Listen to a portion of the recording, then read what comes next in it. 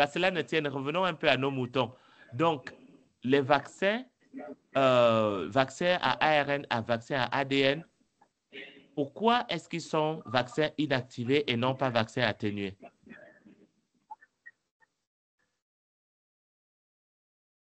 Monsieur, je pense que c'est parce qu'on utilise le matériel génétique d'un pathogène qui est sûrement déjà mort pour déclencher la réponse immunitaire dans l'organisme.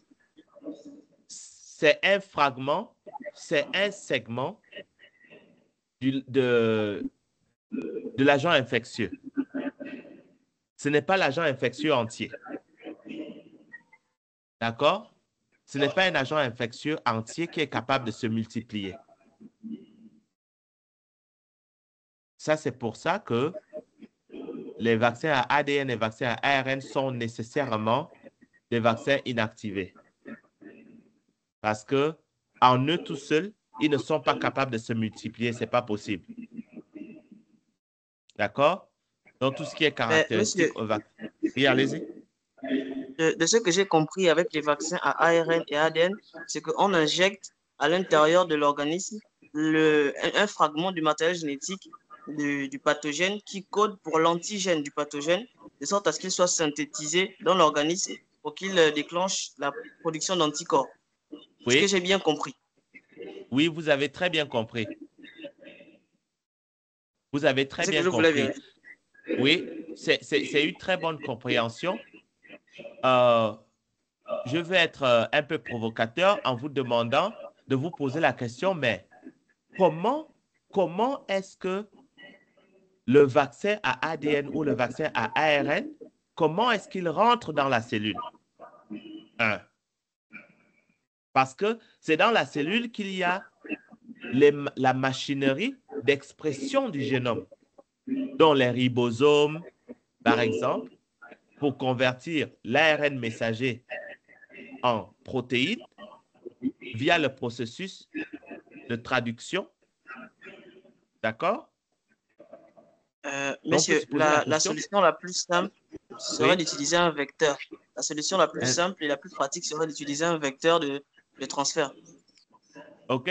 Et pourquoi vous pensez que c'est la solution la plus simple? Parce qu'injecter l'ADN du pathogène directement comme ça, je ne pense pas que ce soit possible. Bon, c'est possible, mais ça ne sonne pas bien dans ma tête. OK, mais en quoi le vecteur faciliterait-il la protection?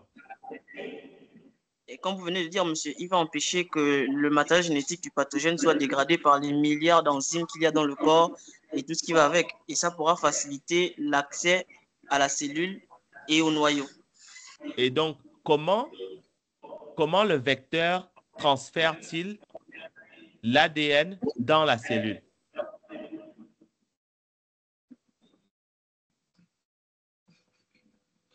Monsieur Là, Parando, on est dans la pathogénèse. Hein?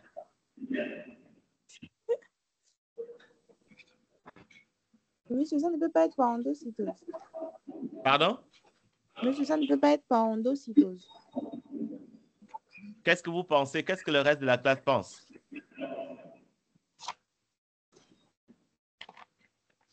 Est-ce que ça peut être par endocytose?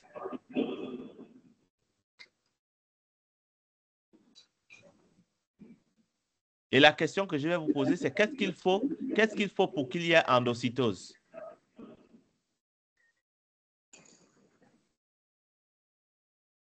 Quelle est la condition pour qu'il y ait endocytose? Ou quelles sont les conditions? Monsieur, il faudrait qu'il y ait il y ait une fusion des membranes qui va permettre à ce que le matériel génétique puisse pénétrer dans la cellule. OK? Il faudrait qu'il y ait fusion. D'accord? Qu'est-ce qui est préalable à la fusion? Qu'est-ce qui doit exister pour qu'il y ait fusion? Monsieur, une autre cellule. Une autre cellule, mais là, on a un vecteur. Bon, si je repars au vecteur, Monsieur, est-ce que c'est un vecteur viral? il faudrait que le vecteur ait la même composition que la membrane, monsieur. Que la membrane pour qu'il puisse y avoir endocytose. Et dans ce cas, on OK? pourrait utiliser une autre nanotechnologie. Très bien. Très bien. Lorsque vous parlez de la même composition, qu'est-ce que vous voulez dire? Par exemple, une composition phospholipide. Voilà, très bien. Il faut derrière les phospholipides parce que les phospholipides sont compatibles. Donc, ça, c'est d'une. Mais comme vous avez parlé de vecteurs, j'imagine que vous parlez de vecteur viral, n'est-ce pas? Ou bien est-ce que vous êtes dans l'idée des nanoparticules? Je suis dans l'idée des nanoparticules, monsieur. Oh, ben là, il faut préciser ça. OK? Là, il faut préciser ça. Parce que dans les vecteurs, il y a les vecteurs viraux, comme par exemple le virus de Common Cold Virus, influenza, les rhinovirus, par exemple, d'accord? Qui donne le Common Cold. Comment vous appelez ça en français? C'est pas la grippe, mais c'est... mince. J'ai un trou de mémoire. En tout cas, on appelle ça le cold, common cold. Les rhinovirus qui, en fait, ne peuvent tuer personne, peuvent être utilisés comme vecteurs. Alors, juste pour vous rafraîchir la mémoire, pour qu'il y ait phagocytose, il faut qu'il y ait reconnaissance. Donc, les molécules de surface du virus doivent être reconnues par les cellules phagocytiques. Ça, c'est d'une. Et pour qu'il y ait reconnaissance, il faut qu'il y ait quelque part des récepteurs avec des ligands, d'une part, mais aussi, si on introduit la notion des protéines du complément, il faut opsonisation. D'accord? Donc, lorsque vous parlez de vecteurs, il faut être spécifique. Et souvenez-vous que nous sommes en licence. D'accord? Et parce que nous sommes en licence, nous voulons cimenter une certaine quantité de connaissances, y compris la connaissance sur la manière dont la deuxième ligne de défense intervient et sur la manière dont la troisième ligne de défense intervient. Vous me suivez? Oui, monsieur. OK. Très bien. Donc, est-ce qu'on peut avancer? On peut aller à la question Oui, 12? monsieur. Oui, Effectivement, allez-y. monsieur. Oui, monsieur. OK. Question 12. Quelles sont les caractéristiques d'un vaccin atténué?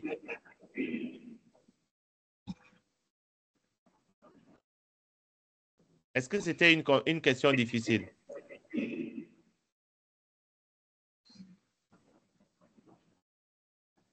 Monsieur, un vaccin Non, monsieur. atténué doit contenir un micro-organisme qui a perdu sa capacité de multiplication ou qui a une capacité de multiplication diminuée. Ça veut dire que lorsqu'il rentre dans l'organisme, il doit être encore entre griffes viable pour stimuler la réponse immunitaire, mais pas trop pour qu'il se développe. OK. Alors, ce que vous avez dit est correct, mais on va nuancer. On va nuancer. Le virus, enfin, l'agent infectieux doit être capable de se multiplier. Il ne doit pas perdre sa capacité à se multiplier, ni en fait diminuer sa capacité à se multiplier. Parce que c'est cette capacité à se multiplier qui donne cette longévité dans la protection. Par contre, ce qui est absolu, c'est que l'agent infectieux doit perdre de manière significative sa capacité à rendre malade. Vous me suivez? Oui, Donc, monsieur, monsieur, c'est en clair. gros, c'est Oui. seulement la virulence qui a été atténuée. Il y a quelqu'un qui est en train de parler dans la salle de classe. Qu'est-ce que vous dites?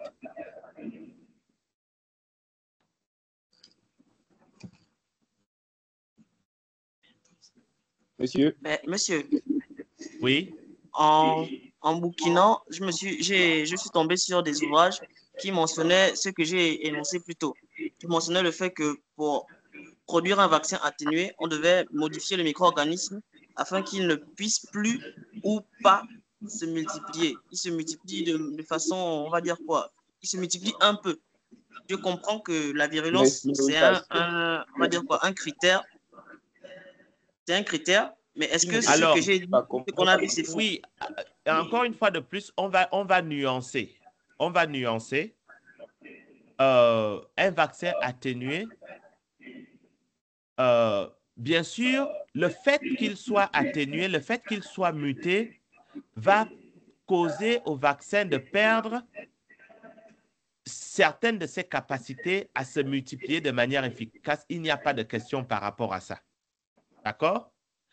Mais en revanche, ce vaccin qui perd une capacité à se multiplier de manière efficace ne va pas donner une protection à long terme. À longue durée. À longue durée, voilà. Donc, il va se comporter un peu comme un vaccin inactivé. Or, dans l'idéal, on veut que ce vaccin donne une durée de protection longue dans le temps. Et le seul moyen pour que cela arrive, c'est que l'agent infectieux qui est atténué doit être capable de se multiplier. Mais donc, monsieur, en ayant perdu sa capacité de virulence. Allez-y. Donc, on atténue juste la virulence, monsieur. Voilà, c'est pour ça qu'on l'appelle atténué. On atténue la virulence. C'est juste ça, un coup, mais sa capacité à se multiplier reste, on va dire, la même. Reste la même. Et une fois que vous avez compris ça,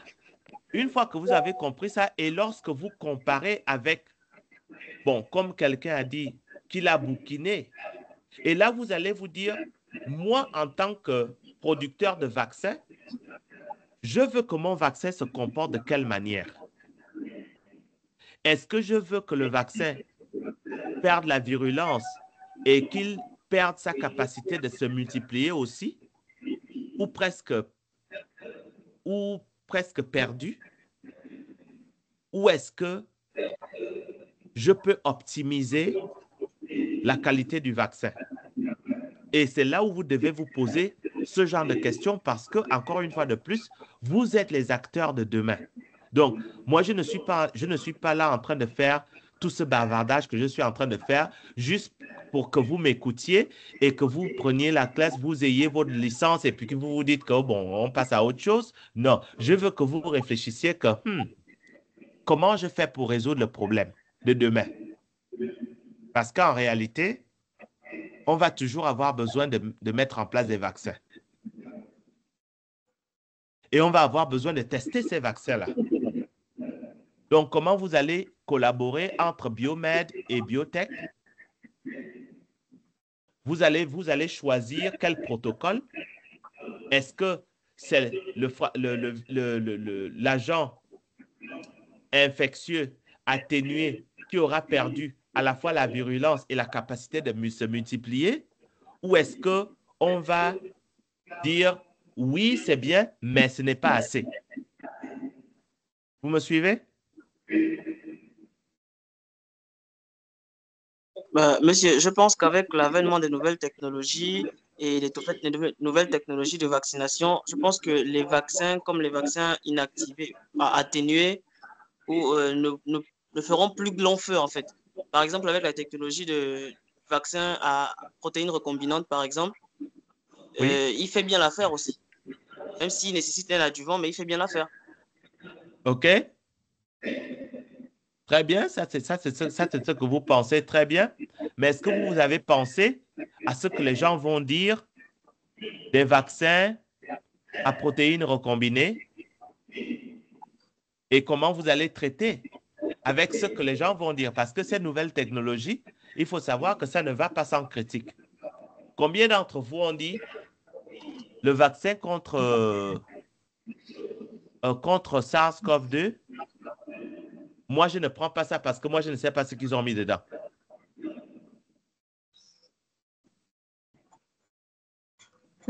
Mais monsieur, il y a des critiques, c'est clair. Mais c'est vrai aussi qu'avec la technologie du vaccin atténué, il y a aussi des critiques.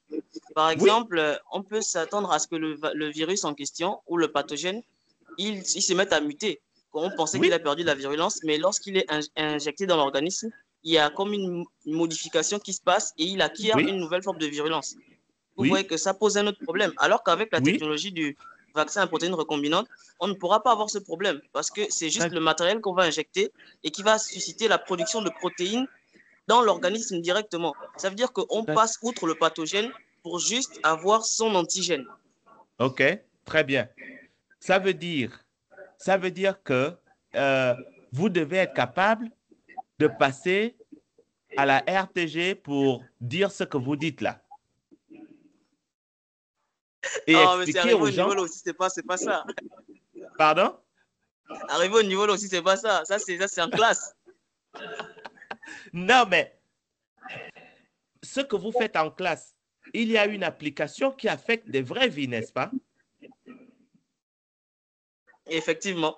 Et la question, c'est que, vu que ces applications-là affectent de vraies vies, mais comment est-ce que je fais pour convaincre tonton ou le grand-père ou je ne sais pas trop, quelqu'un là-bas, que, vous savez, moi, je suis allé à IRBK, j'ai appris un peu comment les vaccins fonctionnent. Laissez-moi un peu vous expliquer ce nouveau vaccin qu'on vient d'introduire. Vous savez, quelqu'un doit faire cette éducation-là. Et c'est pour ça que c'est important que vous maîtrisiez le sujet. Et c'est pour ça que je prends le temps de faire ce TD-là. D'accord? Parce que le fait que nous prenions le temps d'éplucher la question comme ça fait que vous soyez capable de vous dire que, vous savez, moi, je vais passer à la RTG et je vais être capable d'expliquer les choses. Quelle que soit la question qu'on va me poser, je saurai répondre à cette question-là. Et puis que les gens me croient ou qu'ils ne me croient pas, ça, c'est autre chose. D'accord? Mais j'ai la connaissance et je suis l'expert ici. D'accord? Bon, monsieur, moi, je ne suis pas quand même totalement d'accord avec Harry. OK. Allez-y. Par exemple, si nous prenons, moi, je pense plutôt que c'est pour une catégorie de personnes que ce vaccin pourrait être idéal et mieux. Si, moi, je pense que les personnes immunodépressives, par exemple, ne pourront pas avoir une meilleure réponse à ce vaccin-là. Mhm. Ça les rendrait encore... En fait, je pense que ça rendra leur santé, ça va fragiliser davantage leur santé. C'est ce que je pense. Uh-huh. C'est Oui. bien, c'est bien, ils cherchent les bonnes, le but il est bon, mais est-ce que c'est possible dans une grande population ou qu'est-ce qu'on veut guérir là? Qu'est-ce qu'on veut traiter? OK. Très C'est pour bien. quel type de maladie? Je vois ce que tu veux dire, mais je pense que quand ça concerne une personne immunodépressive, ça veut dire que son système immunitaire, elle est, on va dire, en quelque sorte défaillant ou encore affaibli. Et si tu injectes à cette personne-là un micro-organisme qui est atténué, il aura plus de chances de se développer et de faire son nid dans un Justement, organisme qui a une défense immunitaire faible que dans un organisme qui a une défense immunitaire, vas-y, encore viable, quoi. Si tu vois ce que Uh-huh. je veux dire. oui, Là, ok. la Mais technologie du vaccin à ARN recombinant, à protéines recombinantes fera mieux effet sur une personne qui a un système immunitaire immunodéprimé que sur une personne faible, en fait. c'est ce que tu penses. C'est viable. Je ne C'est sais ce pas que si tu tu vois ce que penses. je veux dire. C'est ce que tu penses. OK. C'est ce que tu C'est pas ce penses. que je Très C'est bien. pense, quoi c'est le ce qui est. des vaccins à ARN Monsieur, on peut faire recombiné, continuer le TD. recombinant? Si, on va continuer, mais ce qui est en train de se C'est quoi, passer est très important. c'est quoi le principe c'est quoi le principe de cette vaccination, si tu comprends bien? C'est quoi le principe? Qu'est-ce qu'on fait? Et tu me dis si cette méthode-là ne Le va pas principe de encore quoi? plus Le principe de la fragiliser. vaccination à protéines recombinantes. Oui. Mais le principe est simple. On va introduire dans l'organisme, c'est un peu comme si tu avais accès à la Ok, technologie de la vaccination à on ARN. va prendre le cas d'une personne immunodéprimée. Tu prends une personne immunodéprimée, tu lui injectes quoi? Vas-y, dis-moi. On continue. Et tu verras si toi-même ça sonne bien. Non, mais vas-y, Ok, essaie de comprendre ce que je veux dire. ok, Monsieur, s'il vous ok. plaît, Bon, départagez, on parce que va, c'est vous qui avez la vérité. on va, Je dis, je vais juste on va tabler, on va tabler la discussion ici. Alors, la raison pour laquelle je voulais que cette discussion continue, c'est parce que je vous avais parlé au début de ce cours et de notre, Là, c'est comme si c'était déjà un débat, en fait. voilà. Oh. On a parlé au début de ce cours, je vous ai parlé de discussion, n'est-ce pas? Que je veux mettre en place des discussions. Et ce que vous avez vu là, tout de suite, là, ça, c'est un modèle de discussion. Donc, ça va dans plusieurs sens. Ce n'est pas une seule personne qui parle, c'est moi qui parle. Et puis, une autre personne va soit dire je suis d'accord et voici la raison pour laquelle je suis d'accord, ou je ne suis pas d'accord et voici les raisons pour lesquelles je dis que je ne suis pas d'accord. Et donc, ça échange. Ce principe de discussion, en fait, au lieu de le faire en verbal, on peut le faire par écrit et c'est comme ça que le système de discussion fonctionne. Vous avez compris? Oui, monsieur. D'accord? Donc, et je voulais laisser ça pour que vous voyez un peu c'est quoi la discussion ou débat, peu importe comment vous voulez appeler ça, mais la manière de stimuler l'intelligence, chercher les arguments et pouvoir expliquer ce qu'on pense est quelque chose qu'on utilise sur un plan pédagogique pour cimenter la connaissance. Donc, ça, c'est vu que vous avez vu comment ça se passe là en direct devant vous, par écrit, on va prévoir quelque chose comme ça, mais je voulais doucement, doucement vous introduire à l'idée de la discussion en ligne et de pouvoir faire ce travail en ligne. Donc, lorsque vous allez voir le devoir sur la discussion, vous allez lire le sujet, vous allez répondre à la question. Chaque personne va répondre à la question posée. Et puis, vous allez lire ce que les autres ont répondu et vous allez réagir à ce qu'ils ont répondu. Est-ce que c'est assez clair?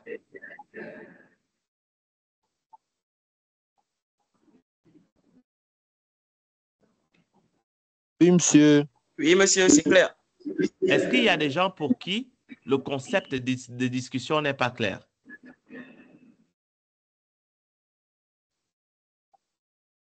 Monsieur, pour moi, c'est pas clair. OK. Pour ceux qui ont compris, est-ce que vous pouvez expliquer à ceux qui n'ont pas compris? En gros, tu vas dire ce que tu penses sur un sujet en particulier et nous, par écrit, on aura l'occasion de dire si on pense que c'est vrai ou c'est pas vrai avec des arguments à l'appui.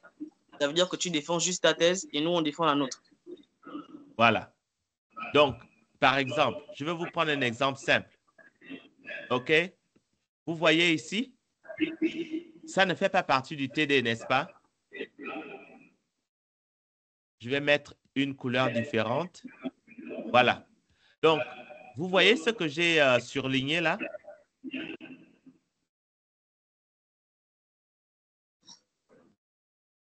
Vous voyez ça?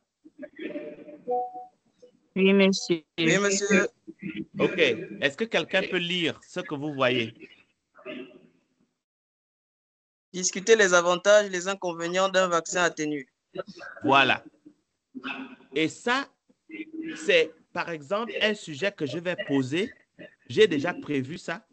Comme vous pouvez voir dans le document, j'ai déjà prévu ça, mais vous n'avez pas encore vu ça quelque part. D'accord?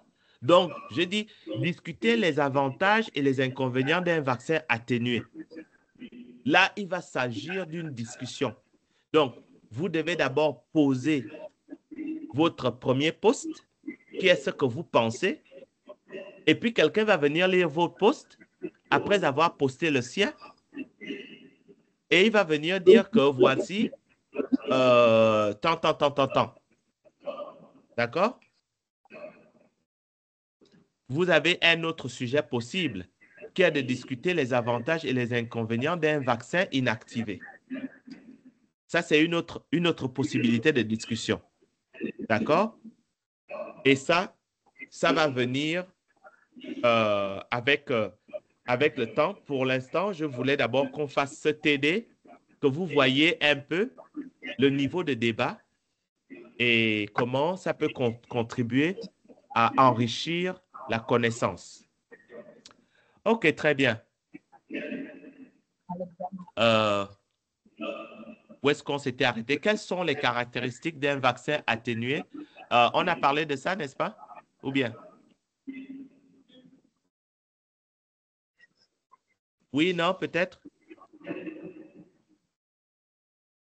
Oui, monsieur. OK, d'accord. Oui, monsieur. Bon, OK. on va commencer. Alors, l'autre question, question 13, c'est comment les vaccins atténués sont-ils produits?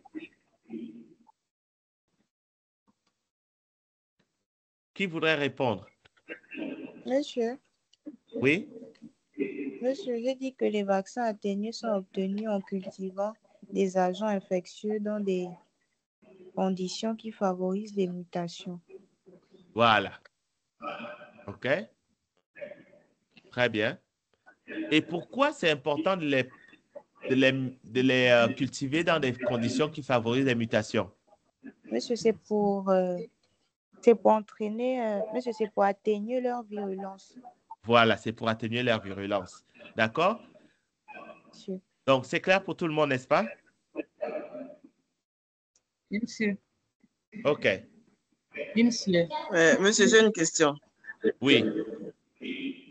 Si en les cultivant dans des conditions qui favorisent les mutations, on crée des micro-organismes plus virulents.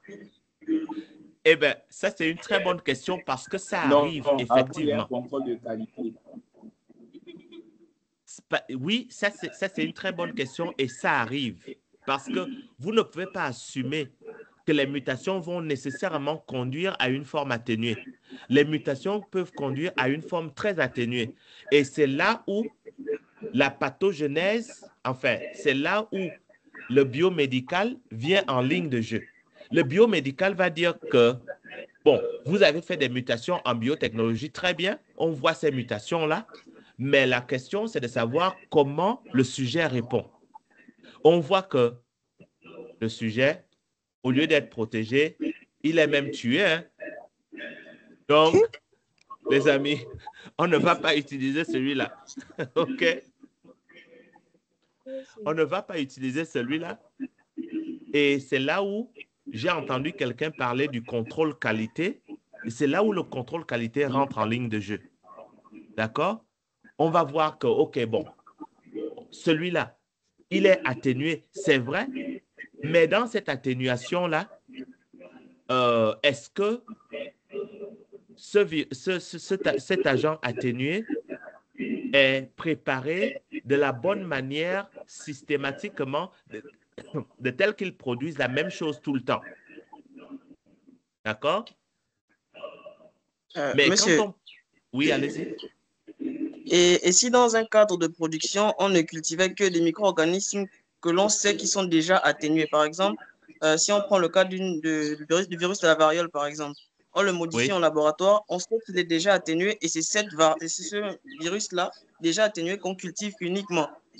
Oui. Est-ce que c'est pas plus simple? C'est plus simple, c'est comme ça qu'on reproduit le vaccin. D'accord? C'est exactement de cette manière-là qu'on reproduit le vaccin. Donc, on a une souche.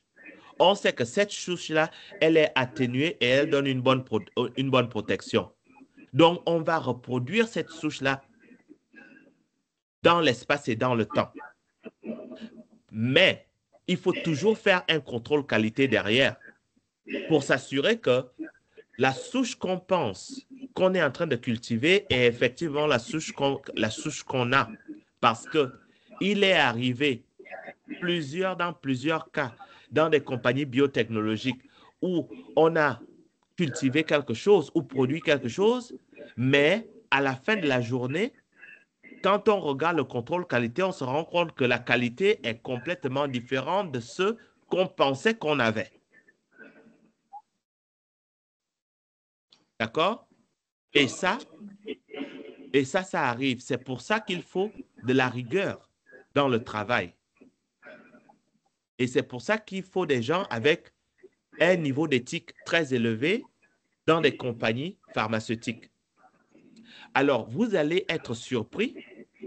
Bon, je ne vais pas trop en dire, mais si vous allez à l'agent du médicament au Gabon et vous voyez les conditions dans lesquelles on traite les médicaments pour regarder la qualité de ces médicaments-là, pour dire que ça, c'est ce qu'on va utiliser dans les patients gabonais. Est-ce qu'on connaît la qualité de chacun des médicaments? Vous allez être scandalisé. OK? Parce que les protocoles ne sont pas suivis. Je ne vais pas trop vous en dire, mais il faut savoir que il y a du travail dans le pays. Il y a du travail à faire au niveau de la Mais qualité monsieur, des faut vaccins, être par au rapport à niveau ça. de la qualité des médicaments, la manière dont les choses sont conservées, la manière dont les choses sont administrées, il y a du travail. Bref, vous êtes maintenant assez grand pour dire que nous, on va un peu s'intéresser aux vaccins chez nous. Est-ce que, comment exactement ça se passe? Mais pour revenir au sujet, effectivement, c'est la souche qu'on a déjà identifiée comme étant une souche optimum atténuée qu'on va reproduire, multiplier encore et encore et encore et distribuer à travers le monde. Merci, monsieur. De rien. Alors, question 14. Pourquoi les vaccins atténués produisent-ils généralement une très bonne protection, même avec une seule dose de vaccin? Qu'est-ce que vous pensez? Monsieur, Oui? monsieur, c'est à cause de la capacité l'agent de se répliquer, de se Absolument. multiplier. Cela sera Absolument. monsieur, Oui. c'est par ce mécanisme-là que même Mhm. avec une seule dose de vaccin, on appelle ça comment? L'immunité sera si efficace. Oui, absolument.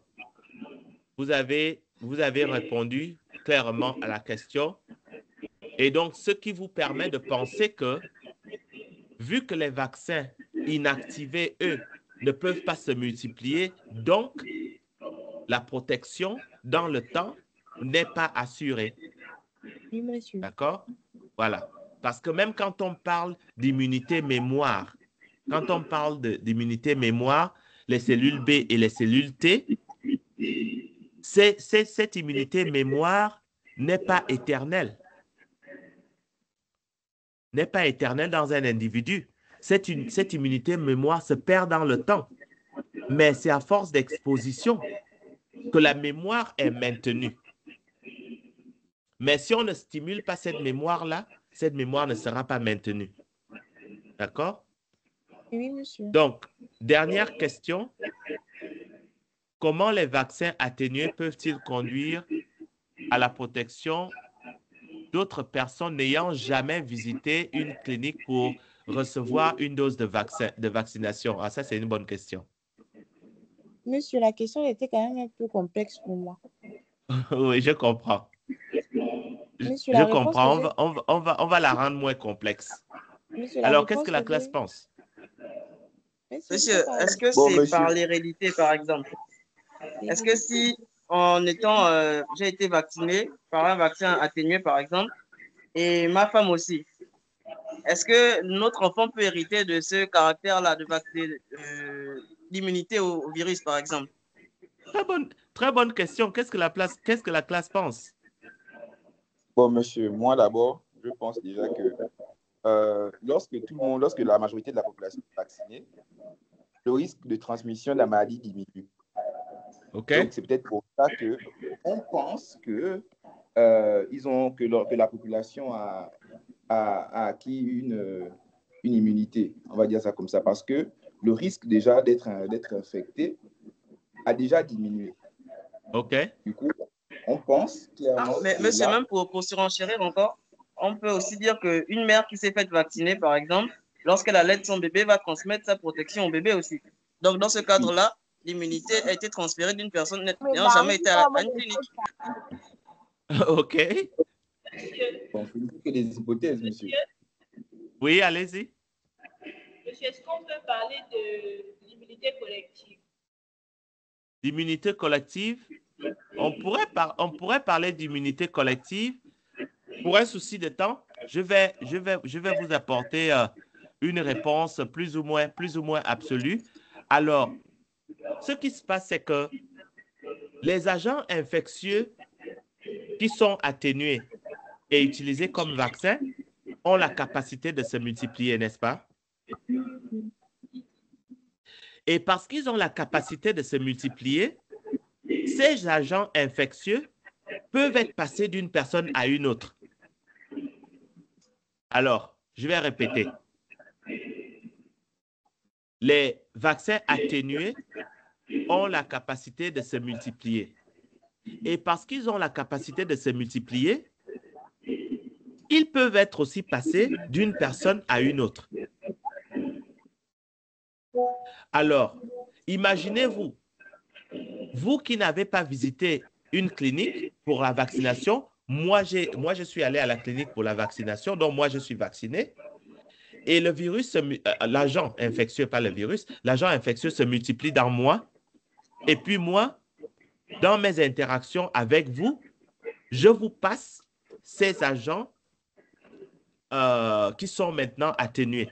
Lorsque je vous les passe, vous n'allez jamais développer la maladie, mais vous allez développer une immunité.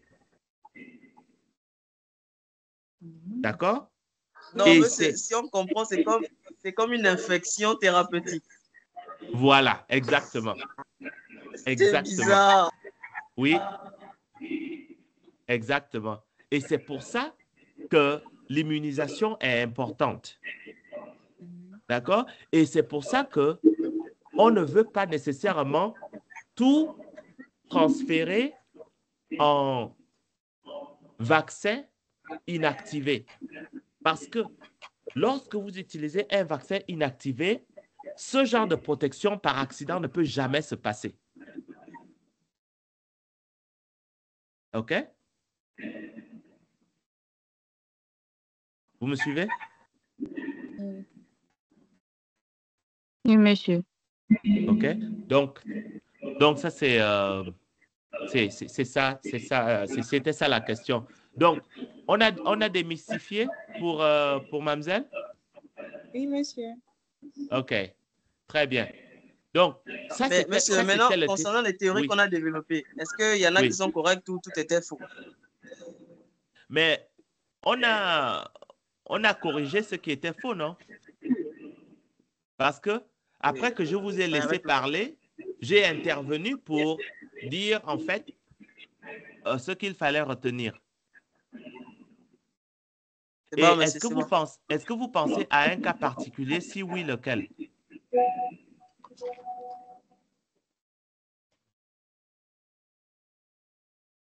Allô?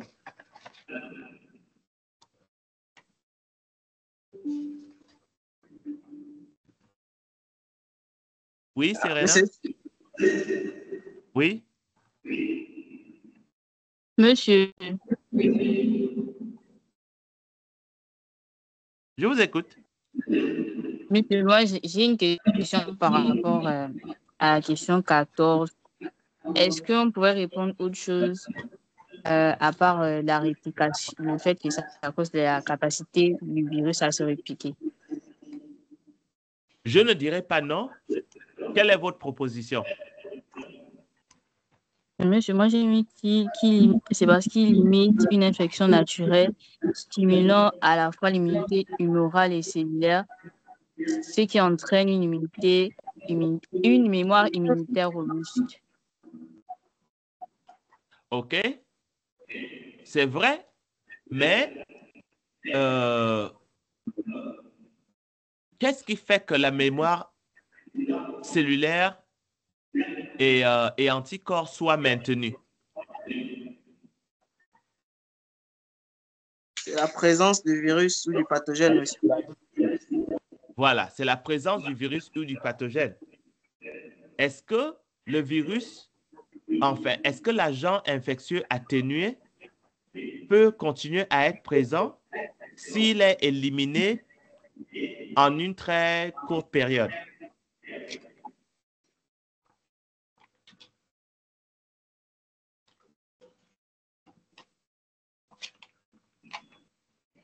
Monsieur, je n'ai pas compris votre question. Effectivement, ce que vous avez dit est correct.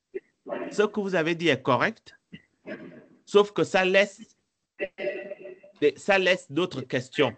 Mais c'est correct. C'est pas incorrect. D'accord?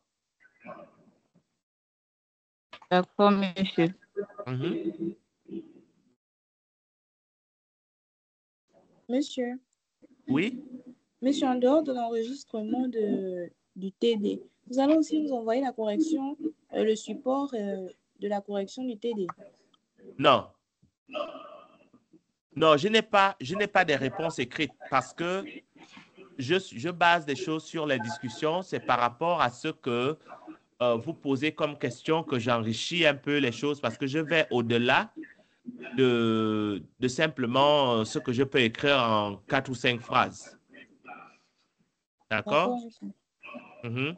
Donc, non, vous n'allez pas recevoir de correction écrite du TD. Par contre, ce à quoi vous devez vous attendre, c'est que beaucoup de ces questions, sous une forme ou une autre, fassent partie de l'examen. D'accord, monsieur. Oui. OK?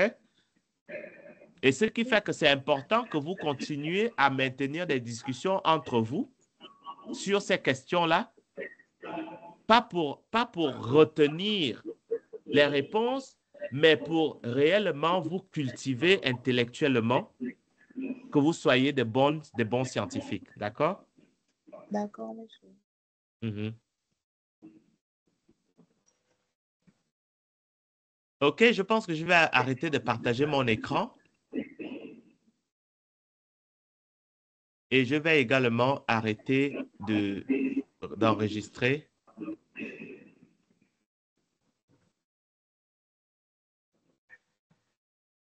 Stop recording. OK.